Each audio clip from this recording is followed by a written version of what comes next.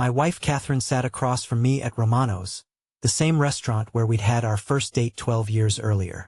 She was wearing the blue dress I'd bought her for Christmas, the one she said made her feel beautiful.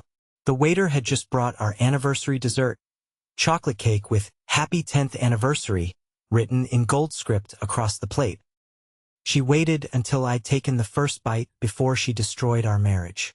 "Michael, I've been thinking about our relationship, about our future together," she said, her voice carefully controlled, like she'd rehearsed this moment. "I think it's time we talked about getting a divorce." Divorce. On our 10th anniversary, while I was eating cake that celebrated a decade of what I thought was happiness. But what Katherine didn't know was that for the past 6 months, I'd been documenting every phone call she'd made from our house. Not because I didn't trust her, because I trusted her completely. I started recording because our business was failing and I needed to track which clients were calling and when. But those recordings had captured something else entirely. 6 months of detailed conversations between my wife and her lover, planning not just my emotional destruction, but my financial ruin. "I understand this is difficult, Michael," she continued, reaching across the table with fake sympathy. "But I think we've grown apart. We want different things. I think a clean break would be best for both of us." Clean break. What she meant was taking half of everything I'd built while she'd been building a new life with someone else. Welcome to Family Reckoning. I'm sharing this story today because betrayal has layers, and sometimes the person you trust most has been planning your destruction while you were planning your future together. Drop your city or country in the comments below, so I know where you're watching from. Also, please note this video contains fictionalized elements for storytelling purposes. Any resemblance to actual people or places is purely coincidental, and please be aware that recording laws vary by jurisdiction. Always consult legal professionals before making any recordings. The message about deception and consequences, however, is painfully real. The sound of Katherine's laughter at 6 a.m. used to be my favorite way to wake up. She'd be on the phone with her sister Rachel, planning shopping trips or discussing some drama from Rachel's work. Her voice bright and animated in the way that made me remember why I'd fallen in love with her voice before I'd even seen her face. We'd met through a business call 12 years earlier. I was running a small marketing consultancy from my home office, and Katherine was the office manager at a law firm that needed help with their client outreach strategy. Her voice was professional but warm, intelligent but not intimidating, and she had a laugh that made even mundane discussions about marketing budgets feel like personal conversations. "Mr. Morrison," she'd say when she called with updates about their campaign, "I have to tell you, your strategy is working better than we expected. The partners are actually impressed, which is something that almost never happens."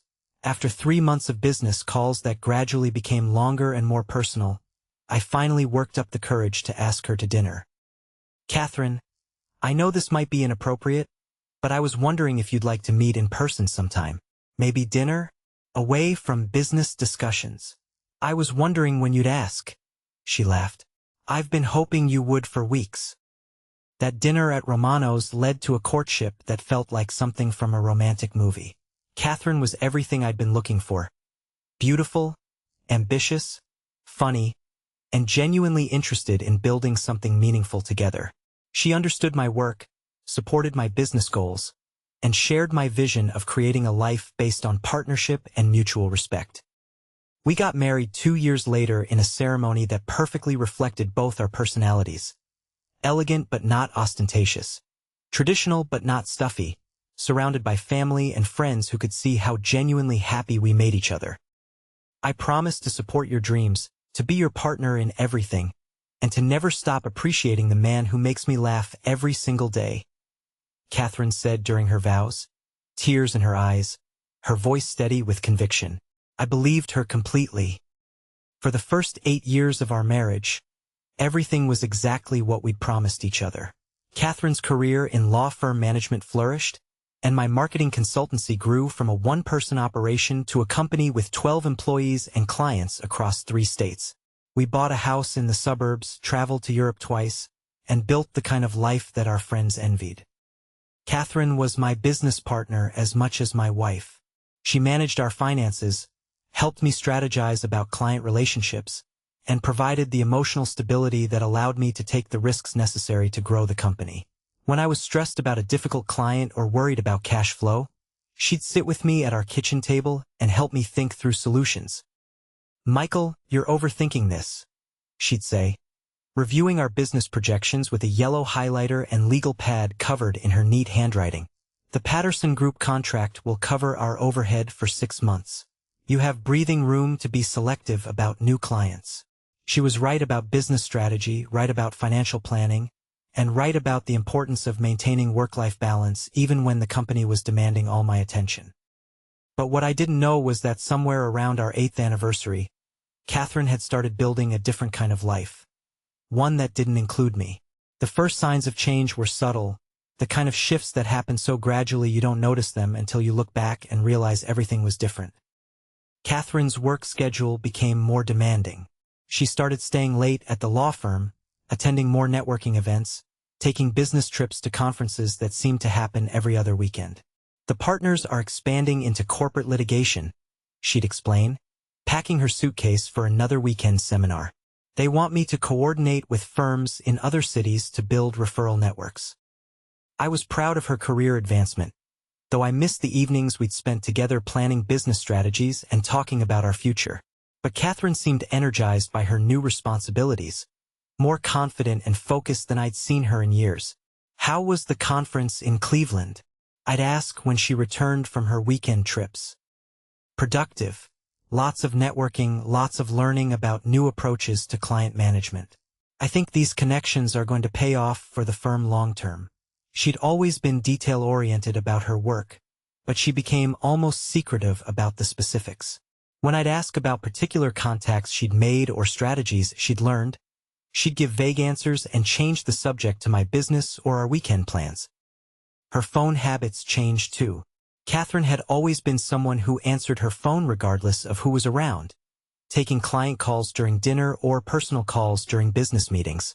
But she started taking calls in private, stepping out to the back porch or going upstairs to our bedroom when certain calls came in. "Who was that?" I'd ask when she came back from a 20-minute conversation on the porch. "Rachel. She's having drama with her new boyfriend. You know how she gets." But something about the timing felt off. These private calls happened during business hours, when Rachel would have been at work. And Katherine's voice when she took these calls was different. Softer, more intimate, the way she used to sound when she was talking to me during our early courtship. The real changes started affecting our relationship directly. Katherine became critical of things that had never bothered her before. My work habits, my social skills, my appearance. "Michael, you really should update your wardrobe," she said one morning, watching me get dressed for a client meeting. "Those shirts make you look older than you are. More dated. I thought you liked these shirts. You picked most of them out." I did, but that was years ago. People's styles evolve. Their expectations change. People's expectations. Not her expectations, but people's expectations, as though she was viewing me through the eyes of someone else. She started making comments about my business too, suggestions that felt less like partnership and more like criticism. "Michael, I've been thinking about your client base. Maybe it's time to consider focusing on larger accounts, more sophisticated companies. Some of your current clients are small-town operations that don't really challenge you professionally." My client base included the companies that had made our comfortable lifestyle possible, the relationships I'd built over 8 years of honest work and reliable service. But Katherine was talking about them like they were somehow beneath us. "Katherine, these clients trust me. They've been loyal for years. Why would I abandon relationships that work well?" I'm not saying abandon them. I'm saying maybe it's time to aspire to something bigger, to position yourself for clients who operate at a higher level. A higher level. Katherine had started talking about success in terms I'd never heard her use before. Status, positioning, sophistication. As though our life together wasn't sophisticated enough for the person she was becoming. The physical distance came next. Katherine stopped being affectionate in the casual ways that had defined our relationship. No more hand-holding while watching movies. No more random hugs while I was working at my desk. No more kisses goodbye when one of us left for work. "Are you feeling okay?" I asked one evening when she pulled away from a hug I'd initiated. You seem distracted lately. I'm fine, Michael. Just stressed with work. The partnership responsibilities are more demanding than I expected. But it wasn't stress. Stress doesn't make someone stop touching their spouse. Stress doesn't make someone look at their husband like they're measuring the distance between where they are and where they'd rather be. By our 9th anniversary, Katherine felt like a stranger living in my house. Polite, responsible, but emotionally absent in ways I couldn't understand or address. Is there something wrong with our marriage? I asked her during what would be our last honest conversation for months. You seem unhappy with everything, me, our life, our plans for the future. Nothing's wrong, Michael. I'm just evaluating things. Thinking about what I want the next phase of my life to look like. The next phase of her life. Not our life, her life. That's when I knew something fundamental had changed, even though I didn't yet understand what it was. My business started struggling around the same time my marriage started falling apart, though I didn't initially see the connection. 3 major clients canceled their contracts within 2 months, citing budget concerns and strategic redirections that seemed to come out of nowhere. The Patterson Group, our largest account, called on a Tuesday morning to terminate a 2-year marketing contract they'd signed just 6 months earlier. Michael, we appreciate the work you've done for us, but we're moving in a different direction, said Janet Patterson, the CEO I'd been working with for 3 years. We've decided to handle our marketing in-house. Janet, can I ask what prompted this change? Your last quarterly report showed significant growth in the areas we've been targeting. It's just a business decision, Michael. Nothing personal. But it felt personal. Janet had been one of my most enthusiastic supporters, someone who'd referred other clients to me and praised our strategies in industry publications. For her to suddenly cancel without explanation didn't make business sense. The same pattern repeated with 2 other major accounts. Polite but firm cancellations, vague explanations about strategic changes, and a sense that something was happening behind the scenes that I wasn't being told about. Within 3 months, I'd lost 60% of my revenue. I had to lay off half my staff and start taking on smaller projects that barely covered our overhead costs. Katherine was supportive during this crisis, at least on the surface. She helped me review our personal finances, suggested cost-cutting measures for the business, and reassured me that the downturn was temporary. Michael, every business goes through difficult periods, she said, sitting at our kitchen table with spreadsheets and bank statements spread around her. You've built strong relationships with your clients. They'll come back when their situations stabilize. But privately, she seemed less concerned about our financial stress than I would have expected from someone whose comfortable lifestyle was directly threatened by my business failure. Katherine, we might need to refinance the house if things don't turn around soon, I told her during one of our financial planning sessions. The business credit line is maxed out, and I'm not sure how long I can cover both business expenses and personal bills. Whatever you think is best, she said, not looking up from the bank statement she was reviewing. You're the business expert. Whatever I thought was best. From the woman who'd been my partner in every major financial decision for 9 years, who'd always had strong opinions about money management and strategic planning. It was like she'd checked out of our shared future just when I needed her partnership most. That's when I made the decision that would eventually expose everything Katherine had been hiding. I started recording phone calls to our house for legitimate business reasons. With clients canceling unexpectedly and contracts being terminated without clear explanations, I needed to document every conversation I had about business matters. My lawyer had advised me to keep detailed records of all client communications in case any of the contract cancellations led to legal disputes. I live in a one-party consent state, which means it's legal to record phone conversations as long as one person in the conversation, me, consents to the recording. I installed a system that automatically recorded all calls to our home office line and clearly disclosed the recording to anyone calling for business purposes. Thank you for calling Morrison Marketing. This call may be recorded for quality assurance.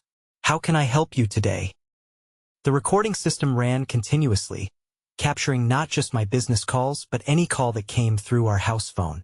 I assumed I'd be recording mostly client conversations, vendor discussions, and other business-related communications. But our house phone was also the number Katherine used for personal calls when she was at home. And what I discovered in those recordings changed my understanding of everything that had been happening to my marriage and my business. The first conversation I heard wasn't even meant for me to find. I was reviewing recordings from the previous day, looking for a conversation with a potential client who'd called about a marketing project. Instead, I found a 40-minute conversation between Katherine and someone named David. "I miss you too," Katherine's voice said, soft and intimate in a way I hadn't heard directed at me in months. "I know this is hard, being patient while I figure out how to handle the situation with Michael." The situation with Michael. My wife was discussing our marriage as a situation that needed to be handled. "I don't want to wait much longer, Katherine," said a male voice I didn't recognize. "We've been talking about this for months. At some point, you have to make a decision about what you actually want." "I know, David. I want to be with you. I want to start our life together. But Michael's business is struggling right now, and the timing feels complicated for making big changes." "Big changes? Like divorce?" "Katherine, you can't put your happiness on hold indefinitely because of his business problems. Besides, when the divorce goes through, you'll get half of whatever assets exist. If his business recovers, you'll benefit from that too. Half of whatever assets exist." They were discussing the financial mechanics of ending my marriage while I was struggling to keep my business afloat. I sat in my office, listening to my wife plan her exit from our marriage with the same careful attention to detail she'd once applied to our business planning. But this time, I wasn't her partner. I was the obstacle she needed to manage. Over the next 2 weeks, I listened to dozens of conversations between Katherine and David, and the full scope of what had been happening became clear. David Morrison, no relation despite the shared last name, was a partner at a competing marketing firm. Katherine had met him at one of her networking events 8 months earlier, and they'd been having an affair ever since. But more than just an affair, they'd been strategically working to destroy my business while building their own relationship. David had been feeding Katherine information about my clients' business situations, and Katherine had been using her contacts in the legal community to spread concerns about my company's stability and reliability. "The Patterson Group is worried about their marketing firm's financial situation," Katherine said during one conversation I recorded. "I mentioned to Janet at the legal conference that companies should be cautious about working with consultancies that might not be around to service long-term contracts." Katherine had deliberately sabotaged my business relationships while pretending to support me through the crisis she was creating. "What about the house?" David asked during another conversation. "What's it worth in the current market?" "About $450,000. Michael put down 20% when we bought it, but we've paid off about half the mortgage. So there's probably $200,000 in equity to split." $200,000 in equity to split. They were literally calculating the value of the life Katherine was planning to destroy. But the conversation that revealed the full extent of their planning happened 3 weeks before our anniversary dinner. "I've been thinking about timing," Katherine said. "Michael's business problems are actually perfect cover for asking for a divorce. I can frame it as us growing apart during a stressful period, rather than about meeting someone else." "You're going to wait until things stabilize before telling him about us?" "I'm not going to tell him about us at all if I can avoid it. Why complicate the divorce process? If he thinks I just want out because we're incompatible, it'll be easier to negotiate a settlement." Easier to negotiate a settlement. Katherine was planning to lie about the reasons for our divorce to gain a financial advantage in court. "When are you thinking of having the conversation?" "Our anniversary is next month. I was thinking of doing it then. The irony feels appropriate. 10 years of marriage ending exactly 10 years after it began. The irony feels appropriate. Katherine was planning to destroy our marriage on our anniversary because she found the symbolism satisfying. I had 2 weeks to prepare for a conversation my wife had been planning for months, setting up dramatic tension. Before I tell you about that anniversary dinner, and how 6 months of carefully documented evidence turned Katherine's perfect plan into a devastating legal nightmare, let me know you're still invested. Comment, Still here? Or drop 100 points below so I know you're following along. What comes next is where months of deception met one moment of truth, and where my wife discovered that some conversations are more public than she realized. And just a heads up, the following events incorporate some dramatic storytelling elements for educational purposes. If that's not your style, feel free to click away now.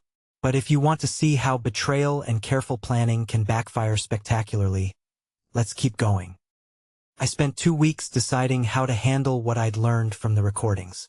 Part of me wanted to confront Katherine immediately, to play the conversations back to her and demand an explanation for the betrayal and financial sabotage. But another part of me, the business strategist who'd built a successful company by thinking several steps ahead, knew that premature confrontation would only give her time to cover her tracks and change her strategy. Instead, I decided to let Katherine follow through with her anniversary plan while I prepared for the legal battle I now knew was coming. I consulted with a divorce attorney, providing copies of the recordings that documented Katherine's affair and her deliberate sabotage of my business. In our state, adultery is relevant to property division, and evidence of economic misconduct can affect how marital assets are allocated. This is Dev.